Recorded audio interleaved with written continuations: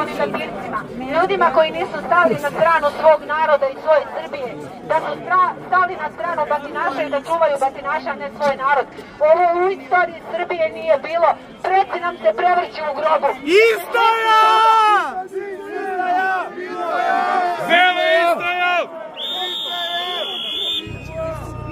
Zašto ovo radite? Zašto na svoj narod?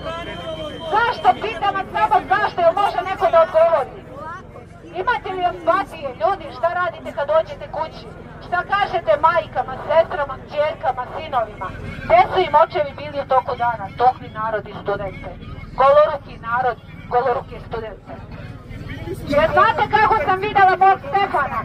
Mom Stefanu su bile iskočile oči. Moj Stefan nije imao nogu. Vrat mu je bio slomljen.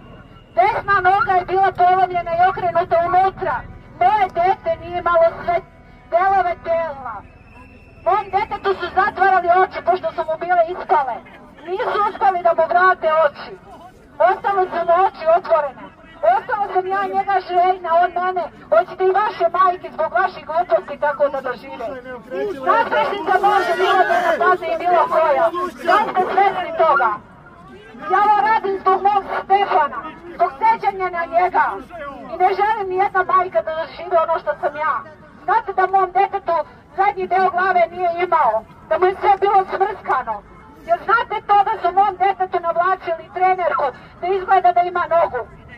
Ne znate kako ja srce imam pošto pričam s vama.